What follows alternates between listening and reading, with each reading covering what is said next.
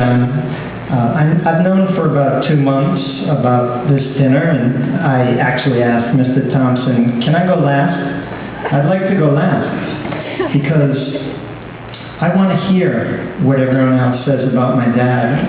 These are all things I already know.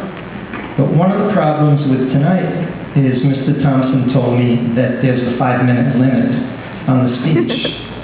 And I said to him, you don't seem to understand. I'm Bob Shapiro's son. If Andy is Exhibit A, I'm Exhibit B. And I inherited a number of traits from my dad. Okay? One of the traits that both Andy and I inherited is we're very hard workers, although we're not hardworking to the insane point that our dad has been for the last 50 years. Come on. Another trait that I've gotten from my dad is I actually like public speaking, and I like talking to a crowd. But I do promise you I'm going to limit this to 5 minutes. But because my dad has spent 50 years in education, I felt it was important to have a teaching moment this evening. So I've asked his 4 grandchildren to come up to the stage, and even though my dad was a history teacher, I hope there's some people who remember their math class, because we're going to do a little math. It's very elementary, pre-algebra. We, in my household, have a math formula that revolves around my dad. I forgot to mention, there's one other trait that I inherited from my dad, and that's if I'm in a room where there's some snacks, you better get yours, because I'm going to wipe that table out. And I inherited from my dad, I'm not ashamed to say that. So we worked up a little math equation in my household, which the grandchildren can now turn it around, and I'm going to explain it to you. So basically, if you were going to have a party at your house or a cocktail reception, this is the formula that you would use if you wanted to figure out how much shrimp cocktail should I order that evening. Okay, so 3 times n is the number of people you're inviting to the party, equals S. S would be the number of shrimp. So, if you're inviting 30 people over to your house, then you would buy 90 shrimp. Okay, but in our household, we've come up with a slight variant to that equation. And I'd like to ask the youngest member of his grandchildren to come up. You see, we've included something in this math equation called the Bob factor. You see that as BF.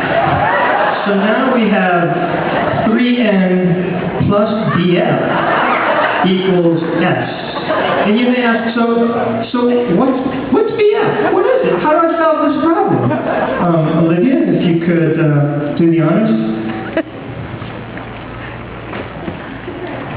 There you go. So you better get about 15 more shrimp. See if Bob's coming over. All right, thank you.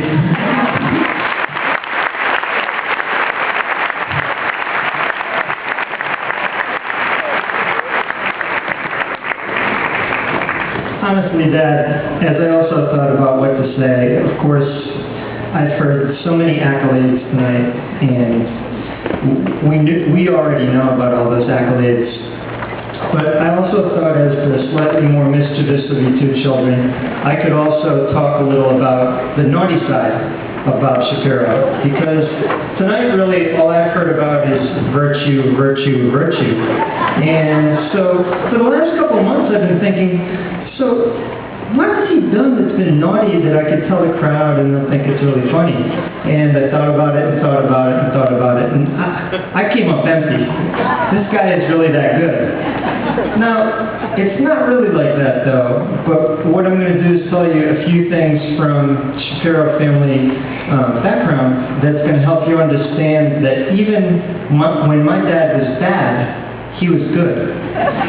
Okay, so you know that my dad has helped hundreds and thousands of Warwick students try to get into the college of their choice. I mean, that was one of the things that when he was the principal of Tollgate, and even beyond that, that really excited him. And many people in this room know he's written many letters, made phone calls, seemed to know a lot of people at a lot of different colleges and try to help steer kids in the right direction. Well, fortunately for me, my dad was able to give me the deluxe treatment that he gave all the students at Warwick. You see, because when I was applying to college, a few of my reach schools, I was a little on the borderline. And one of the schools I really wanted to go to was Cornell. Now, Cornell's Ivy League school, tough to get into. And we went up for the campus visit and did the interview, went all over the place. And, you know, he said, do you like the school? I said, I love it. I'd love to go here, but, you know, my grades, my boards, my police record, I don't know if I'm going to be able to do that. So, he said, okay, well, you know, give it your best shot, because as my brother Andy said, my dad is an encourager, okay? He always, through our childhood, encouraged, and I think it really did pay off, although, you know, both of us have pretty big egos now. Maybe he may have encouraged us a little too much.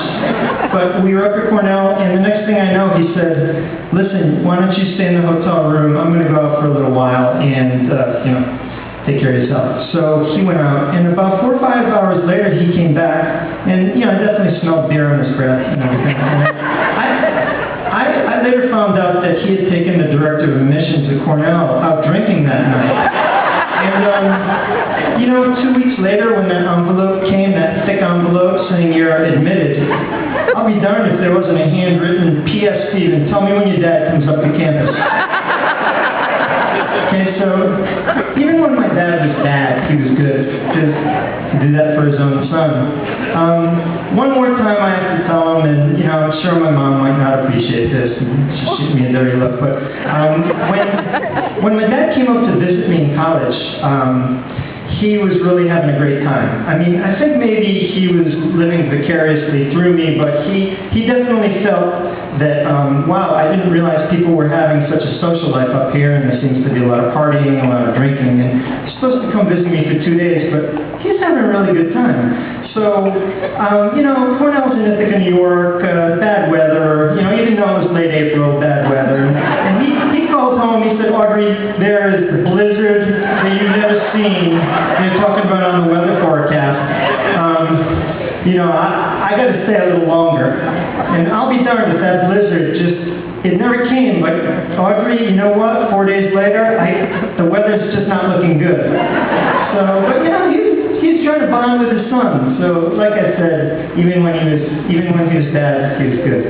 And that's the way my dad is. Well, somebody already blew it. I did want to mention that my parents are going to celebrate their 50th anniversary, you know, this summer. And, you know, it's been a great marriage. And I want it to continue to be a great marriage. So I figure I'm in front of so many people that really know and love my dad. And I know that they just gave him the emeritus position. But this guy is not going to go into a rocking chair starting next month. This is a man that must stay active. And I also think that, you know, the important thing is that he and my mom have had such a wonderful marriage that if they're both in the house the whole time, I don't know how it's going to turn out. So while I have this many people in the room, I'll say, you know how to get a hold of him. If he's got even a small part-time job, it doesn't have to be much. You know about his work ethic.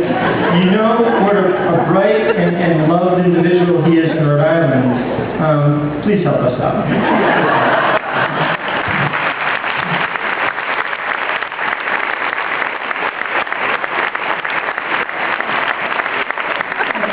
I don't want it to be all me busting on you. I just also want to reiterate that, you know, what a great father you've been and continue to be, and what a great grandparent you are to all the grandkids. And if you think he's tough on Terry Francona, you should come to one of my youth basketball games where I'm coaching my son's team. He's tough on me too. But Dad, we love you. We're so proud of you. Congratulations.